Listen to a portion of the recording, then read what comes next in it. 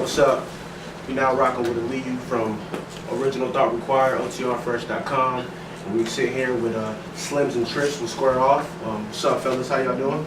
It's good. It's good. It's good. Good. Okay. Happy to be here. It's good. It's good. Y'all out here in Cincinnati. Y'all on tour with Meek Mill.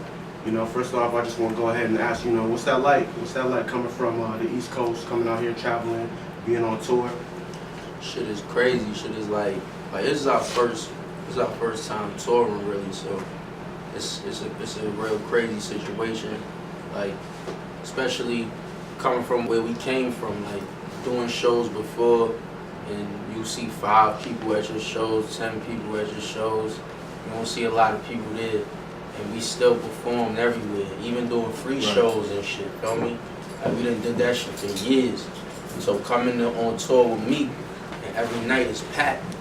That shit is like an amazing feeling. That shit is some shit that, you know what I'm saying, the nigga ain't really expect to feel me? But we expected it, but we didn't think it was gonna happen this quick, but, you know what I'm saying?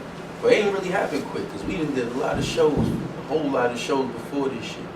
But, you know what I'm saying? This shit is a good look, though. Definitely. Shout out to Meek and all the niggas for letting us come on this tour. Cool. The opportunity is official, so.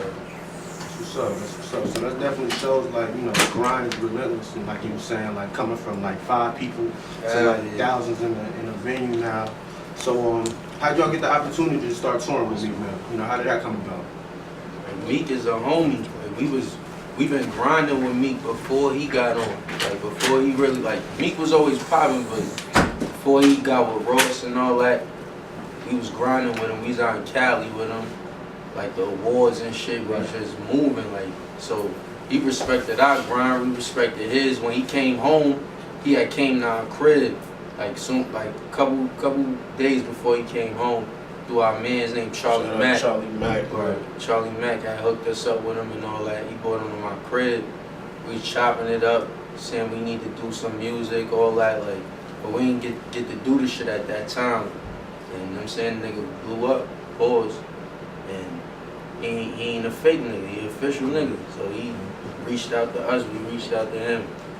And we got a booking agency that we signed with also that kind of helped us connect with also. Oh yeah? Yeah. Shout out to Melissa. What's it called? Total Talent Access. We're out of Miami, right?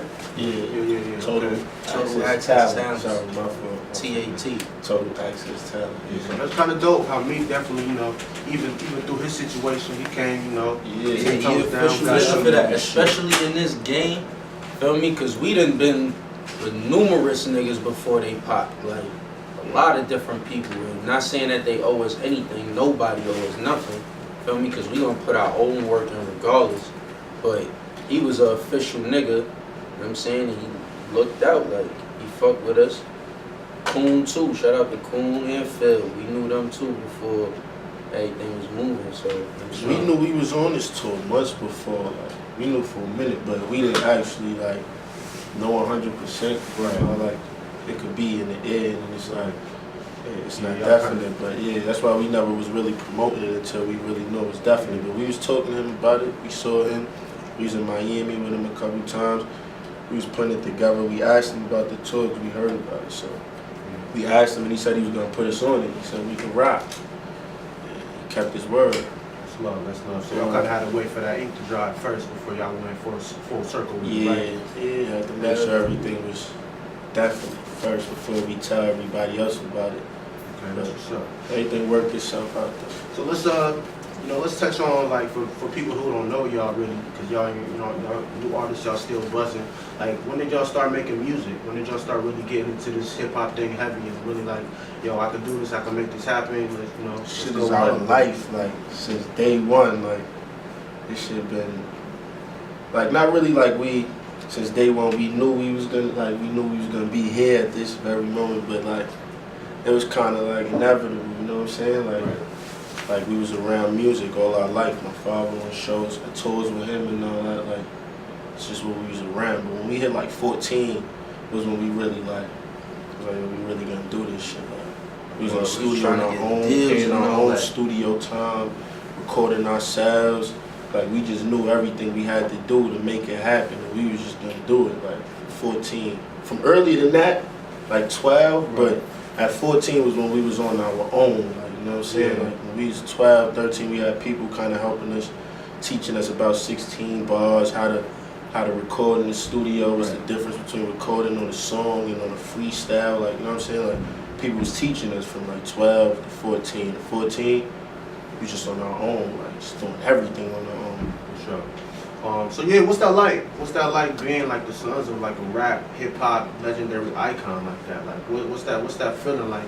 You know, how did that help you? How did that catapult y'all? Or was it more or less challenging to get where y'all are today because of that? Definitely challenging. Hell yeah. Definitely. Like that shit is like a very hard task because like you know we gotta prove to the people that we official, that we not like fake the shit we talking about. Then we gotta be nice. Then we gotta worry about people telling us, yo, y'all getting on because y'all pops, this and that. You know what I'm saying? Like people thinking certain things is how, thinking certain way is how it is when it's really not. You know what I'm saying? And then like just having people like not wanting to give us the opportunity because of his name is involved. Because like a lot of niggas when they hear like a certain rapper's son, like the first thought somebody gonna think is like, oh, this nigga's whack. Like, you know what I'm saying? Like especially like OTRfresh, like you're not really expecting his sons to be lyrically nice, kind of like a lot. That's how a lot of people look at it. It's like before they hear us, they be like, oh, that might be some corny shit. Like you know what I'm saying? Like certain people that came out before us set the tone. Like so now, like even anything that come out, like it's like my pop told us that shit. He was like, that is hard to figure out. He was like, this shit is gonna be hard. He told us that when we first started rapping. He was like, this shit ain't gonna be easy. He's like, it's gonna be real hard for y'all niggas. And we just chose to still do it. So, you know what I mean? Like, that shit is a gift and a curse. I think now people respecting it now. Like we took it far with this shit. Like further than a lot of people's sons did. You know what I'm saying? Like the way they getting respected and on for their craft on their own. Like nowadays when people like now it's crazy ironic because when people like introduce us, they be like, yo, this Trips is Slim.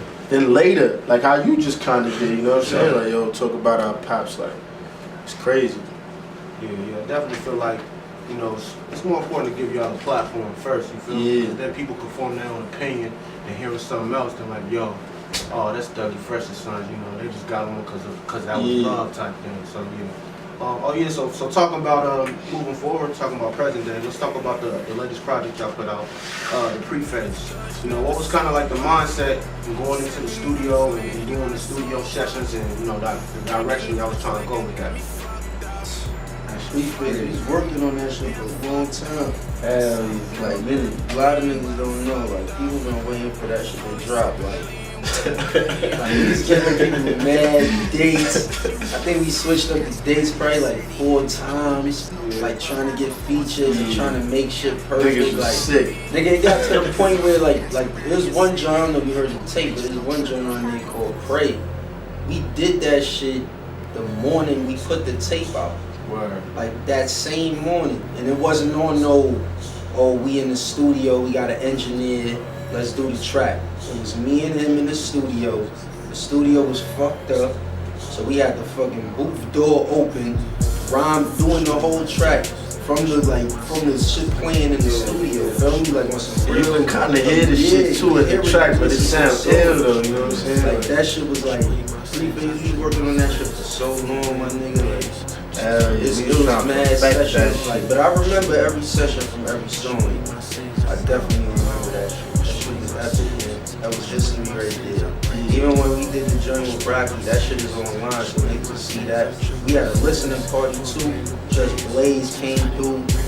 Guns was there. Just Blaze was telling us he fucked with the tracks and all that. He was walking by. We didn't even invite the nigga or nothing. Like he just walking by, heard the tracks and came in there. Yo, that shit sound fire. Crazy. That was crazy. Like that whole night, we had the whole fucking studio smoked out, man. Niggas in there. And we invested a lot of time in that shit. Like, we put a lot of time into that shit.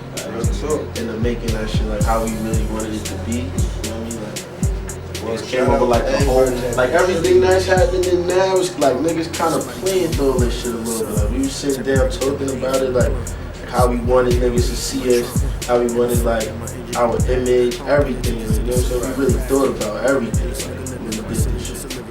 I heard you talk about beats and stuff like that. What was it like getting collaboration with somebody like ASAP Rocky, who's like big, who's dope, who's already out there, who's doing things globally? Like that must have been a really good look for y'all, right?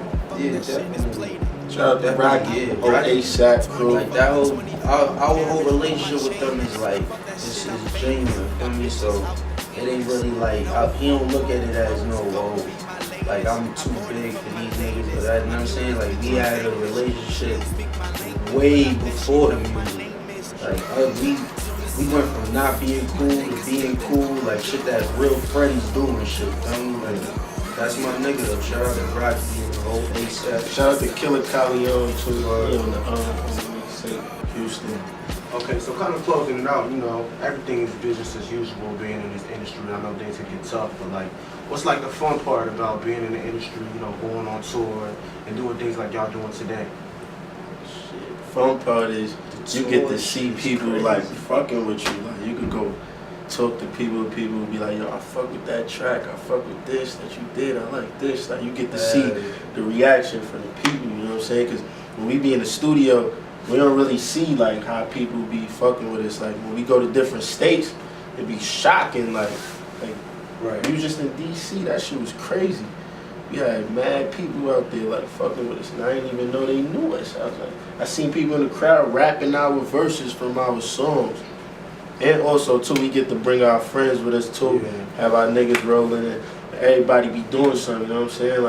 Like it's like we all doing something to put something on the table so we can all make this shit happen. Like, hell yeah, that's the real part. Like just building your whole team and making sure your shit is right. Like that shit is, nigga, that shit is good. Seeing niggas having jobs and niggas can eat together, right? Sure. Well, I'm not gonna do interviewing Trips and Slim from Square Off Music. Make sure y'all check them out. They on tour with Meek Mill, so make sure y'all check them out. They doing big things. You know, they making a name for stuff. They doing it right. Appreciate sure, it, man. Sure. Shout out to Square Off. Stars.